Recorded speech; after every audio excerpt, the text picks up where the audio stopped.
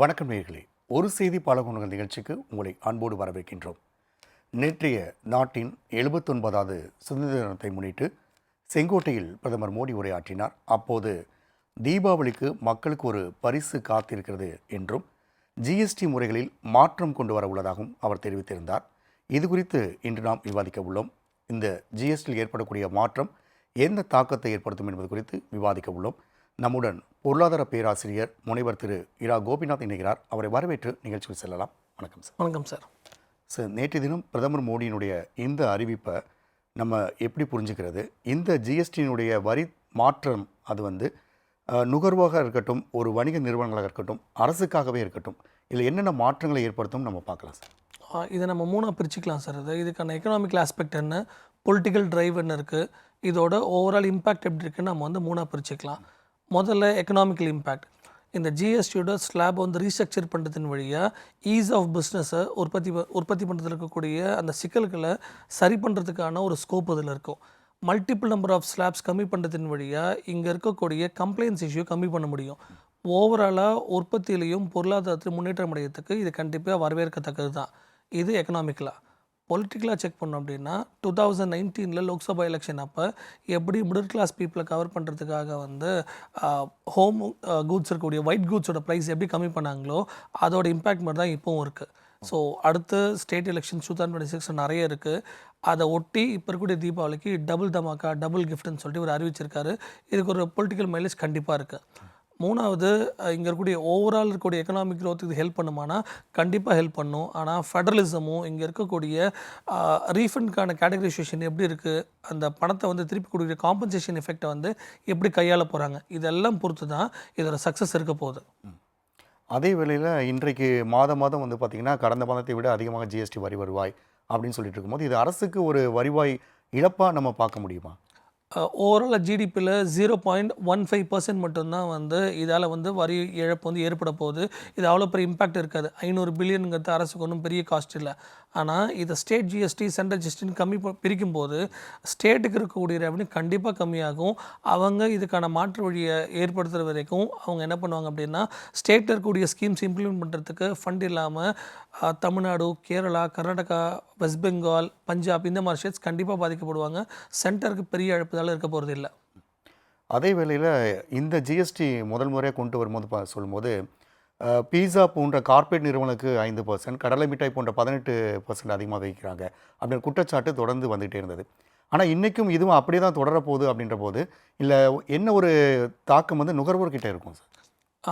நல்ல கேள்வி தான் சார் அது. இப்போ நம்ம இதோட டைரெக்டான ரெஃப்ளெக்ஷன் அப்படின்னா, கடல் மிட்டாய்க்கு 18% கொடுக்குறாங்க, பீஸாக்கு 5% இருக்குது. அதை இப்போ நம்ம இன்னொரு ஆங்கிளில் செக் பண்ணி பார்ப்போம்.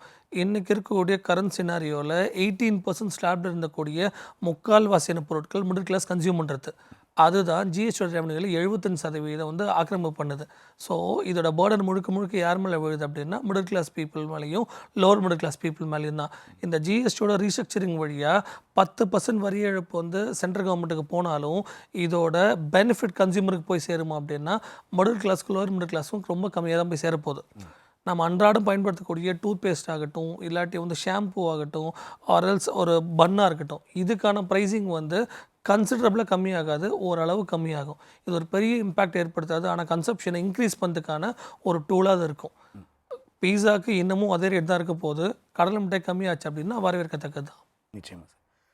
அதே வேளையில் நீங்கள் சொன்ன மாதிரி இந்த ஜிஎஸ்டியை நம்ம திருப்பி வாங்கக்கூடிய மாநில அரசாக இருக்கட்டும் அல்லது வணிக நிறுவனங்கள் இதை செலுத்தக்கூடிய முறைகளாக இருக்கட்டும், இதில் என்ன ஒரு மாற்றத்தை இவங்க ஏற்படுத்தியிருப்பாங்க? அதில் என்ன மாற்றம் இந்த ஒரு குறைப்பு அப்படின்றதே வணிக நிறுவனங்களுக்கு ஒரு சாத்தியமாக இருக்குமா? ஒவ்வொரு மாதமும் நான் ஆவரேஜ் நீங்கள் செக் பண்ணி பார்த்தீங்க அப்படின்னா, டாப் 5 மாநிலங்கள் ஜிஎஸ்டிக்கு கான்ட்ரிபியூட் பண்ணக்கூடிய டாப் 5 ஸ்டேட்ஸில் தமிழ்நாடு அட்லீஸ்ட் 3வது பொசிஷன் தொடர்ந்து இருந்துகிட்ருக்கு. ஒரு 10,000 கோடி ரூபாயிலேருந்து 9,500 கோடி ரூபாய் ஒவ்வொரு மாதமும் நாம் ஜிஎஸ்டி வழியாக என்ன பண்ணணும், வரியாக செலுத்திட்டுருக்கிறோம். இதுலேருந்து கிடைக்கக்கூடிய ரிட்டர்ன் நமக்கு டைம்லி நம்ம கட்டி முடிச்சிடுறோம். அதுக்கான ரிட்டர்ன் நமக்கு உடனே கிடைக்குதானா கிடையாது. ஸோ அது ஒரு பெரிய லெங்க்தி கேப் ஆகிடுது. அதுக்கு ஒரு பொலிட்டிக்கலுக்கான நிறைய ரீசன்ஸ் இருக்குது. இந்த டிரான்சாக்ஷன் இஷ்யூஸ் இருக்கக்கூடிய ப்ராப்ளம்ஸை கட்டுப்படுத்தாமல் ஸ்லாபை மட்டும் கட்டுப்படுத்துறதுனால இதோட மாற்றம் ஸ்டேட்ஸுக்கோ இல்லை கன்சியூமர் டேட்டா போய் சேருமானா கண்டிப்பாக சேர போகிறது இல்லை. ரெண்டாவது ஒரு வணிகம் ஒருத்தர் ஒரு எம்எஸ்எம்இ செக்டர் ரிஜிஸ்டர் பண்ணக்கூடிய ஒருத்தர் பிஸ்னஸ் பண்ணிட்டு இருக்காரு அப்படின்னா அவருக்கு இருக்கக்கூடிய கம்ப்ளைண்ட்ஸ் இஷ்யூ ஒரு காம்ப்ளெக்ஸான ஒரு ப்ராப்ளம் வந்து ஆன்லைன் சிஸ்டமில் இருக்குது. ஃபைலிங்லேயாகட்டும், ஐடிசி கிரெடிட் இன்புட் திரும்ப ரிட்டர்ன் வாங்குறதுலையாகட்டும், இதை ஈஸ் பண்ணுறதுக்கான மெக்கனைசேஷன் இன்ஃப்ராஸ்ட்ரக்சரை இன்னமும் இவங்க டெவலப்மெண்ட் பண்ண வேண்டிய தேவை இருக்குது. அந்த இன்ஃப்ராஸ்ட்ரக்சரை டெவலப் பண்ணாமல் ஸ்லாபை மட்டும் கம்மி பண்ணுறதுனால ஈஸ் ஆஃப் பிஸ்னஸ் நடக்க போகிறது இல்லை. கம்ப்ளைண்ட்ஸ் இஷ்யூ பெரிய இஷ்யூ இப்போது. அதே வேளையில் உலக அளவில் நம்ம பார்க்கும் பொழுது இந்தியாவில் தான் வந்து பார்த்திங்கன்னா இந்த ஜிஎஸ்டியோட வரி விதிப்பு இந்த ஸ்லாப் வந்து அதிகமாக இருக்குன்ற ஒரு குற்றச்சாட்டு எப்பயுமே இருக்குது. இப்போ இது குறைக்கும் பொழுது உலக நாடுகளுக்கும் நமக்கான அது ஒப்பீடு எப்படி இருக்கும் சார்? ஓகே, ஐஎம்எஃப் தன் ரிசர்ச்சில் என்ன சொல்லுது அப்படின்னா ப்ராடரான ஒரு ரேட் ஸ்லாபை வச்சுக்கோங்க ப்ராடக்ட்ஸ்க்கு, ப்ளஸ் ஒரு ரேட் வச்சுக்கோங்க தான் அவங்களோட ரெக்கமெண்டேஷனாக இருக்குது. ஃபார் எக்ஸாம்பிள் நம்மளை சுற்றி இருக்கக்கூடிய சிங்கப்பூர் எடுத்துட்டிங்க அப்படின்னா 2024 9% சிங்கிள் ஸ்லாபாக கொண்டு வந்துட்டாங்க. எந்த கமோடிட்டியாக இருந்தாலும் என்ன சர்வீஸாக இருந்தாலும் ஃப்ளாட் 9%. ஆஸ்திரேலியாவில் 10%. யூகேல எடுத்திங்க அப்படின்னா ஃபுட் கமோடிட்டிஸ்க்கு 0%, மற்ற எசென்ஷியல்ஸுக்கு 5%. 18% 28% ஸ்லாப்லாம் அவங்க யூட்டிலைஸ் பண்ணுறதில்ல. நார்வேல 25% ஃப்ளாட், ஹையஸ்ட் ரேட் நார்வேல 25. அதை விட நாம் 22%, 40. டொபாக்கோ கமோடிட்டிஸ் 88% வரைக்கும் நாம் வந்து ஸ்லாப் விதிச்சிட்டு இருக்கோம். இப்போ இந்த டிஃப்ரெண்ட் ஸ்லாப்ஸ்னால இருக்கக்கூடிய அந்த கன்ஃபியூஷன் இருக்குது இல்லையா, அது கம்மியாகிறதுன வாய்ப்பு இருக்குது. ஏன்னா மல்டிபிள் நம்பர் ஆஃப் இன்புட்ஸை கொடுக்க அதுலேருந்து வரக்கூடிய ரெவன்யூ ஜென்ரேஷன் அதோட கம்ப்ளைண்ட்ஸ் எஃபெக்ட் எல்லாமே திரும்ப இன்னும் காம்ப்ளெக்ஸாக தான் போயிட்டுருக்கு. குளோபல் அரேனாவை கம்பேர் பண்ணும்போது நாம் இந்த ஸ்லாபை கம்மி பண்ணுறதின் வழியாக இங்கே இருக்கக்கூடிய கன்ஃபியூஷன்ஸை கம்மி பண்ண போகிறோம். இது மட்டும்தான் அதோட ஃபர்ஸ்ட் ரெஃப்ளெக்ஷனாக இருக்க போகுது. Okay sir. அதே வேளையில் நீங்கள் சொல்கிற மாதிரி வந்து பார்த்திங்க அப்படின்னா சிங்கப்பூர் அவங்களாம் 5% இல்லை 10% எடுத்துகிட்டு வராங்க அப்படின்னா அதை இந்தியாவுக்குள்ளே ஏன் எடுத்துகிட்டு வர முடியலை? 2017 ஜூலையில் நாம் அதை இம்ப்ளிமெண்ட் பண்ணும்போதே இந்த ஸ்லாபை ரொம்ப ஈஸ் பண்ணணும்னு சொல்லி அப்போசிஷனில் இருக்கக்கூடிய ஃபினான்ஸ் மினிஸ்டர்ஸ், ஸ்டேட்டில் இருக்கக்கூடிய ஃபினான்ஸ் மினிஸ்டர்ஸ் கவுன்சில் மீட்டிங் தொடர்ந்து கொடுத்தாங்க. ஆனால் அன்னைக்கு அரசு வருவாயை கருத்தில் கொண்டு அந்த ஸ்டேட் ஆட்டோனமியை வந்து கை வைக்கணுங்கிறதுக்காகவே இதை ரொம்ப ப்ராடராக அவங்களுக்கு தகுந்த மாதிரி இதை வந்து இம்ப்ளிமெண்ட் பண்ணிட்டாங்க. தொடர்ந்து ஒவ்வொரு வாட்டி ரீஸ்ட்ரக்சரிங் கூட்டம் நடக்கும்போது ஸ்டேட் அப்ரிசியேஷன் வழியாக சில மாடிஃபிகேஷன் கொண்டு வந்தாங்க. அதோட ஒரு ப்ராடர் ஆஸ்பெக்ட் தான் இப்போ தீபாவளிக்காக இவர் கொடுக்கக்கூடிய இந்த பரிசு. இது தீபாவளிக்கு மட்டும் இல்லை, மற்ற அரசியல் காரணங்களும் அதுக்குள்ளே அடங்கியிருக்காங்க. அந்த அளவுக்கு ஒரு அரசியல் காரணங்கள் அப்படின்னு நம்ம சொல்லி இதை வந்து பார்க்குற அதே வேளையில் வந்து பார்த்திங்க அப்படின்னா நீங்கள் சொல்கிற மாதிரி நுகர்வோர்களுக்கு இதில் எந்த ஒரு பெரிய மாற்றமும் இருக்காது அப்படின்னா இதை வந்து எப்படி புரிஞ்சுக்கிறது? ஷார்ட் ரனில் ரெவென்யூ டிப் ஆக போகுது ஸ்டேட்ஸுக்கு. லாங்கர் ரனில் கன்சப்ஷன் அதிகம். இப்போ தீபாவளி வரப்போகுது அப்படின்னா அடிப்படையாக ஒரு விழா. இந்தியா முழுக்க இருக்கக்கூடிய பீப்புள் தங்கக்கிட்ட இருக்கக்கூடிய வருவாயை போனஸ் எல்லாத்தையுமே செலவு தான் பண்ண போகிறாங்க. இந்த செலவு பண்ணுறதின் வழியாக இருக்கக்கூடிய ஒரு பொருளாதார உந்துதல் இருக்கு இல்லையா, இது எக்கானமி பூஸ்ட் பண்ணுங்கிறது எக்கனாமிக்கில் வைக்கக்கூடிய ஒரு வாதம். இதை அக்செப்ட் பண்ணாலும் இது இப்போ ஏன் இம்ப்ளிமெண்ட் பண்ணுறோம், இதோட இம்பேக்ட் இதோட பெனிஃபிட் எல்லாமே கன்சியூமருக்கு போய் சேருதானா, அது இதை எப்படி இம்ப்ளிமெண்ட் பண்ண போகிறாங்க, என்னென்ன கூட்ஸ்க்கு என்ன ஸ்லாப் வைக்க போகிறாங்க. For example 99% of 18% goods 12% goods எல்லாத்தையும் லெஸ் தென் 5%க்கும் 28% இருக்கக்கூடிய 90% ஆஃப் கூட்ஸை வந்து 18% கொண்டு வரதான் இவங்க சொல்கிறாங்க. கூட்ஸுக்கு மட்டும்தான் அது, சர்வீசஸ்க்கு ஃப்ளாட் 18% மட்டும் தான் இருக்க போகுது. அப்போ என்னென்ன கமோடிட்டி என்ன ஸ்லாப்பில் வரப்போகுதுங்கிறத அப்கமிங் கவுன்சில் மீட்டிங்கில் அவங்க முடிவு பண்ணி அந்த ரெக்கமெண்டேஷன்ஸை வந்து அவங்க வச்சதுக்கப்புறமா தான் இதை பற்றி ப்ராடர் ஆஸ்பெக்ட் தெரியும். 2024 டிசம்பரில் நடந்தக்கூடிய கடைசி கவுன்சில் மீட்டிங்கில் அவங்க வச்சக்கூடிய இம்ப்ளிகேஷன்ஸை இது வரைக்கும் அரசு ஏற்றுக்கிச்சானா இல்லைங்க தான் பதில். நீங்கள் சொல்கிற மாதிரி மாநிலங்களுக்கான நம்ம கலெக்ட் பண்ணி கொடுக்குற ஜிஎஸ்டி நம்மளுக்கு இன்னும் சரியான முறையில் வருதானா இல்லைன்றது ஒரு கொஸ்டினாக இருக்கும் பொழுது ஒரு புதிய வருமான வரி மசோதா, ஒரு புதிய ஜிஎஸ்டி இம்ப்ளிமெண்ட், இதெல்லாம் வந்து அரசியல் நோக்கத்துக்காக தான் இருக்குது அப்படின்னா பொதுமக்கள் இதை எப்படி புரிஞ்சுக்குவாங்க? பார்லிமெண்ட்டில் எதிர்க்கட்சிகள் தொடர்ந்து ஒரு குற்றச்சாட்டை வச்சுக்கிட்டே இருக்காங்க. எலெக்ஷன் கமிஷன் ஆஃப் இந்தியா பீகாரில் நடக்கக்கூடிய அந்த ஓட்டர்ஸ் இருக்கக்கூடிய அந்த குளறுபடிகளை பற்றி தொடர்ந்து கேள்வி கேட்டிருக்காங்க. சுப்ரீம் கோர்ட்டும் அதை பற்றின விஷயங்களை எலெக்ஷன் கமிஷன் கொடுக்க சொல்லியிருக்காங்க. ஸோ இது எல்லாத்தையும் மறமடிக்கிறாமல் நேற்று ஜிஎஸ்டியோட ஸ்லாப் ரேட் கம்மி பண்ணதின் வழியாக காமன் பீப்புளோட வாழ்வாதாரம் உயர்ந்துடும், அவங்க ஸ்பெண்ட் பண்ணக்கூடிய காஸ்ட்டில் வந்து பெருமளவு வந்து குறைக்கப்படுங்கிறது வந்து அரசு நான் பீப்புளோட இருக்குன்னு காட்டுறதுக்கான ஒரு முன்னெச்சரிக்கை நடவடிக்கை. ஸோ இது நம்ம அப்படி தான் புரிஞ்சிக்க வேண்டியது இருக்குது. அதே வேளையில் நீங்கள் சொல்கிற மாதிரி இந்த சர்வீஸ் டேக்ஸ்லாம் இன்னும் அப்படியே தான் இருக்கும் அப்படின்னு சொல்லும்போது இதில் என்னென்ன விஷயங்கள்லாம் பொதுமக்கள்கிட்ட இருக்குது சார்? இது கம்பெனிஸ் தான் சார். சர்வீசஸ்ங்கிறது யார் ஆஃபர் பண்ண போனால் ஒரு ஃபின்டெக் கம்பெனியும் இல்லாட்டி ஒரு ஐடி கம்பெனி இருக்க போது அப்படின்னா அவங்க ஆஃபர் பண்ண சர்வீசஸ் எல்லாத்துக்கும் 18% ஃப்ளாட் ஜிஎஸ்டி தான் இருக்க போது. இல்லை எந்த விதமான சேஞ்சும் இருக்காது. இதில் சேஞ்ச் பண்ணி அவங்க 12 5 கொண்டு வந்தாங்க அப்படின்னா சென்ட்ரல் கவர்மெண்ட் கிடைக்கிற ரெவன்யூ கம்மியாயிடும், இன்னும் ஸ்டேட்டுக்கு வரப்போது அதை விட கம்மியாயிடும். ஸோ அந்த தட் நோட் சர்வீசஸ் இவங்க கம்மி பண்ணுறதுக்கான ஆப்ஷன்ஸ் இருக்காது.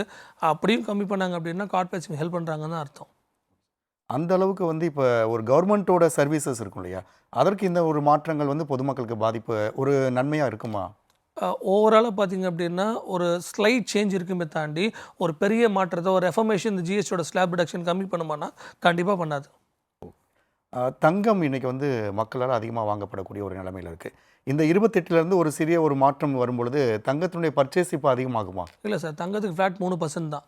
28% டேக்ஸும் கிடையாது. இங்கே நம்ம லோக்கலில் வாங்கும்போது நாம டேக்ஸ் ஆஸ் அ கன்சியூமராக பில்லிங்கில் வர அந்த ஆமாம் 3% நான் வாங்க போகிறது 3% மட்டும் தான் கட்ட போகிறேன். அது ஒரு ஸ்பெஷல் ரேட். அதை இவங்க கம்மி பண்ணணும்னு கண்டிப்பாக கம்மி பண்ண மாட்டாங்க. ஸ்டோன்ஸுக்கும் இல்லை அன்கட் டைமண்டுக்கும் இருக்கக்கூடிய அந்த ஜிஎஸ்டி வரியும் இவங்க கம்மி பண்ண மாட்டாங்க. இம்போர்ட்டில் இருக்கக்கூடிய அந்த ஐஜிஎஸ்டிக்கு வேணால் இவங்க என்ன பண்ணலாம் அப்படின்னா ஏற்கனவே அதை பற்றின ரெக்கமெண்டேஷன்ஸ் போயிட்டுருக்கு. பட் ஸ்டில் நாம் ஆஸ் அ கன்சியூமராக பே பண்ணுற 3%ல் எந்த விதமான சேஞ்சும் இருக்க போகிறது இல்லை கோல்டை பொறுத்த வரைக்கும். இது பழைய முறை நம்மளுடைய வேல்யூ ஆடட் டேக்ஸாக இருந்ததில்ல சார், அதுக்கும் இப்போ இருக்க ஜிஎஸ்டியோடைய மாற்றத்துக்கும் என்ன ஒரு பெரிய டிஃப்ரெண்ட் வந்துடும்? வேட் இருக்கும்போது கூட்டாட்சி தத்துவத்தில் ஃபெடரலிசமில் இருக்கக்கூடிய ஸ்டேட்ஸுக்கான அட்டானமி பறிபோகாமல் இருந்துச்சு. இப்போ ஜிஎஸ்டி வந்ததுக்கு அப்புறமா ஒன் நேஷன் ஒன் டேக்ஸ் வழியாக இந்த அட்டானமி முழுக்க முழுக்க சென்டர் கிட்ட டெல்லி டிமாண்ட் பண்ணும் இல்லை டெல்லி வந்து ஆர்டர் பண்ணும், அதை எல்லாரும் ஃபாலோ பண்ணுங்கிற ஒரு க்ரைட்டீரியாவே இது போயிடுச்சு. பட் ஸ்டில் இந்த ஜிஎஸ்டியோட ஒரு சக்ஸஸுங்கிறது ஸ்லாபோட ரேட்டை வந்து கம்மி பண்ணுறதுலையோ இல்லை ஸ்லாபை ரீஸ்ட்ரக்சர் பண்ணுறதுலையோ இல்லை ஃபெடரலிசமை ரெஸ்பெக்ட் பண்ணுறதுலையும் அந்த ஃபெடரலிசமுடைய ட்ரஸ்ட்டை எப்படி நம்ம என்ஹான்ஸ் பண்ண போகிறோமோ அதை பொறுத்து தான் சக்ஸஸ் இருக்கும் சார். அதற்கடுத்த நுகர்வோர்கள் அதிகமாக கன்சியூம் பண்ணுறது இன்றைக்கி வந்து வாழ்வாதாரத்தில் ஒன்றாகவே மாறிவிட்டது பெட்ரோல். ஸோ இந்த பெட்ரோல் வந்து ஜிஎஸ்டினால் மக்களுக்கு ஒரு பெரிய நன்மையை கொடுக்குமா? பெட்ரோல் வந்து ஜிஎஸ்டி ஸ்லாப்ல இது வரைக்கும் வரல. ஆஸ் பர் கான்ஸ்டியூஷன் இன்னும் சேர்க்கலை. ஏன் சேர்க்கலை அப்படின்னா மெயின் ரீசன் பல ஸ்டேட்ஸ் இன்க்ளூடிங் தமிழ்நாடு அவங்களுக்கான வரி வருவாயில் இருக்கக்கூடிய ப்ரிடாமினண்ட்டான ஒரு கான்ட்ரிபியூஷன் எங்கே இருந்ததுன்னா பெட்ரோல் அண்ட் டீசலை வந்து சேல் பண்ணுறது தான் இருக்குது. அதையும் நம்ம ஜிஎஸ்டியில் கொண்டு வந்தோம் அப்படின்னா ஸ்டேட்ஸுக்கு கிடைக்க வேண்டிய ரெவன்யூ இன்னும் கம்மியாகிடும். அப்போ முழுக்க முழுக்க ஸ்டேட் பீப்புளுக்கான வெல்ஃபேர் ஸ்கீம்ஸை வந்து இம்ப்ளிமெண்ட் பண்ணணும் அப்படின்னா அதுக்கான நிதி ஆதாரம் இல்லாமல் தொடர்ந்து சென்டர் கிட்ட வந்து நம்ம கையேந்து நிற்க வேண்டிய நிலைமைக்கு தள்ளப்படுவோம். அதால் இப்போதைக்கு petrol and diesel and liquor ரெண்டுமே ஜிஎஸ்டிக்குள்ளே இம்ப்ளிமெண்ட் பண்ணாமல் இருக்கிறது தான் நல்லது தமிழ்நாடு பொறுத்த வரைக்கும். ஓவராலாக பார்க்கும்பொழுது இன்றைக்கி நம்ம வந்து அதிகமான ஜிஎஸ்டி கொடுத்துட்ருக்கோம். ஒரு ஜிஎஸ்டி கொடுக்காத மாநிலங்களும் இருக்காங்க. இப்போ அவங்களுக்கான பெனிஃபிட் இப்போ அதிகமாகுமா? இல்லை சார், வரி வருவாயில் இருக்கக்கூடிய அந்த பகிர்வை விட ரிட்டர்ன் எவ்வளோ சீக்கிரம் கொடுக்குறாங்க எவ்வளோ அமௌண்ட் கொடுக்குறாங்கன்னு செக் பண்ணும்போது கான்ட்ரிபியூட் பண்ணக்கூடிய வெஸ்ட் பெங்காலுக்கோ தமிழ்நாடுக்கோ பஞ்சாபுக்கோ இவங்க கொடுக்கறது இல்லை. இதே நீங்கள் யூபிக்கு எடுத்துக்கோங்க இல்லை ஜார்க்கண்ட் சத்தீஸ்கர் எடுத்துக்கோங்க, பிஜேபி ஆளக்கூடிய மாநிலங்களுக்கு அவங்க கேட்குறதுக்கு முன்னாடி அந்த ரீஃபண்ட் வந்து போய் சேர்ந்துடுது.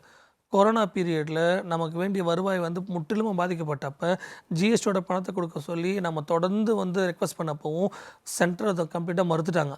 காம்பன்சேஷன் 5 இயர்ஸ் மட்டும்தான். அதுக்கப்புறம் நம்மகிட்ட சட்டத்தில் இடம் இல்லைன்னு சொன்ன அதே சென்ட்ரல் கவர்மெண்ட் நீங்கள் போய் கடன் வாங்கிக்கோங்க, ஆர்பிஐ கிட்ட கடன் வாங்கிக்கோங்க, நாங்கள் கொடுக்குற காசு திருப்பி கட்டிட்டோம்னு சொன்னாங்க. ஆனாலும் தமிழ்நாடு முறை வைக்கக்கூடிய அந்த விஷயங்கள்லேருந்து இன்னமும் நமக்கு வேண்டிய ரிபேட்ஸ் இன்னும் கிடைக்காம தான் இருக்குது. 14%க்கான வரி வருவாயில் வந்து எங்கேயாச்சும் வந்து லேக் இருக்குது அப்படின்னா 14% ஒவ்வொரு வருஷமும் ஆனுவல் க்ரோத் ரேட் இருக்கும், அதுக்கேற்ற மாதிரி வரி கொடுப்போம்னு சொன்னாங்க. 14லேருந்து தமிழ்நாட்டுக்கு ஒரு 11% கீழே போச்சுன்னா அந்த 3% காம்பன்சேட் பண்ணுறோம். 28% ஸ்லாப்லேருந்து வரக்கூடிய வருவாயிலேருந்து காம்பன்சேஷனாக தமிழ்நாடு கொடுக்கப்படும் சொன்னக்கூடிய விஷயங்கள் இது வரைக்கும் நமக்கு கிடைக்கல. ஸோ ஆன் தட் நோட் இந்த ஃபெடரலிசம்லேயும் இந்த ஸ்லாபோட ரீஸ்ட்ரக்சரிங்லையும் ரீஃபண்ட் விஷயத்துலையும் இன்னமும் சென்டர் என்ன பண்ணுறாங்க அப்படின்னா ஒரு பார்ஷியலான ஒரு ஸ்டாண்டை தான் எடுத்துகிட்டு இருக்கிறாங்க. இது ஒரு அட்டானமியை மட்டும்தான் செலுத்துமே தாண்டி ஸ்டேட்ஸுக்கு இருக்கக்கூடிய அட்டானமி கம்ப்ளீட்டாக ஸ்ட்ரிங்க் பண்ணிடும். ஸோ இது அட்வைசபிளாக இல்லை தான். அதே வேளையில் நீங்கள் ஒரு பொருளாதார ஒரு பேராசிரியர் இருக்கீங்க, ஒரு முனைவராக இருக்கீங்க. என்னென்ன கன்சியூமர் குட்ஸில் இந்த ஒரு மாற்றங்களை வந்து நம்ம கம்மி பண்ணுனா மக்களுக்கு நன்மை பயக்க மாதிரி அதில் இருக்கும்? எசென்ஷியலாக டெய்லி யூஸ் பண்ணுற கமாடிட்டிஸை ஃப்ளாட் 5% வச்சுருக்கிறது வந்து அரசுக்கு தேவையான நேரடியான ஒரு வருவாயை போய் சேருது. ஃபார் எக்ஸாம்பிள் ஆட்டோமொபைல்ஸோ இல்லாட்டி வீட்டுக்கு தேவையான ஒயிட் கூட்ஸ் இருக்கக்கூடிய ப்ரைஸிங்கில் நீங்கள் 18%லேருந்து அதையும் 5% கொண்டு வந்தீங்க அப்படின்னா பீப்புள் அதை வாங்கி நுகரும் போது அதோட டைம் கன்சப்ஷன் சேவ் ஆகும். ஒரு எலக்ட்ரானிக் கமாடிட்டி நம்மக்கிட்ட இருக்க போது ஒரு டிவைஸ் நம்மகிட்ட இருக்க போது அப்படின்னா நீங்கள் செய்ய வேண்டிய ஏதோ ஒரு வேலையோட டைமை வந்து அதை கம்மி பண்ணிட்டோம், நீங்கள் ப்ரொடக்டிவாக அந்த டைம் வந்து வேறு இடத்துல யூஸ் பண்ணலாம். ஸோ தட் உங்களுக்கு ஆப்பர்ச்சுனிட்டி காஸ்ட் இருக்கும். ஸோ இந்தியாவான வளரும் நாடுகளில் இந்த ஆஸ்பெக்டில் நம்ம வந்து அந்த ஸ்லாபை ஃபிக்ஸ் பண்ணோம் அப்படின்னா அது எக்கனாமிக்கில் நாட்டுக்கு வந்து ஒரு பெரிய பூஸ்ட்டாக இருக்கும். இதை தான் வந்து ஸ்லாபை ஃபிக்ஸ் பண்ணும்போது செக் பண்ணணுங்கிறது என்னோடய பார்வை. இப்போ இந்த அளவுக்கு வந்து நம்ம அனைத்து மாநிலங்களும் நீங்கள் சொல்கிற மாதிரி ஒவ்வொரு விஷயங்களையும் நம்ம கண்ணெடுக்கும்போது இந்த மத்திய அரசினுடைய இந்த ஒரே ஒரு அறிக்கையால் இது எப்படி ஒரு பெரிய சேஞ்ச் எடுத்துகிட்டு வந்துடும்? கவுன்சில் மீட்டிங்கில் அவங்க என்னென்ன கமாடிட்டிஸ்க்கு என்ன ஸ்லாப்னு டிசைட் பண்ண பிறகு தான் இது இம்ப்ளிமெண்டேஷன் எப்படி இருக்குன்னு நமக்கு தெரியும். நான் முன்னாடியே சொன்ன மாதிரி அது வரைக்கும் இது வந்து ஒரு இன்னைக்கு நியூஸ் பேப்பரில் இது பெருசாக எந்த விதமான ஒரு இம்பாக்டும் ஏற்படுத்தலை. ஸோ அப்போவே நம்ம இதை புரிஞ்சுக்கலாம் அது என்னங்கிறத. நிச்சயமா சார். எப்படி இருந்தாலும் மக்களுக்கான ஒரு அரசாங்கமாக இருக்கும் பொழுது மக்களுக்கு பயன்படக்கூடிய வகையில் வரிகளாக இருக்கட்டும் அல்லது அவங்களுடைய அனைத்து தொலைநோக்கு சமூக திட்டங்களாக இருக்கட்டும் அது மக்களுக்காகவே இருக்கும் பொழுது தான் இது ஒரு மிகப்பெரிய வளர்ச்சியை மக்களுக்காக இருக்கட்டும் நாட்டுக்காக இருக்க வேண்டும் அப்படின்றத நீங்கள் தெளிவாக புரிய வச்சுருக்கீங்க. அரங்கில் வந்து உங்களுடைய கருத்துக்களை பதிவு செய்ததுக்கு மிக்க நன்றி சார். நன்றி சார். நேரில் மீண்டும் ஒரு நிகழ்ச்சியில் சந்திக்கலாம். நன்றி, வணக்கம்.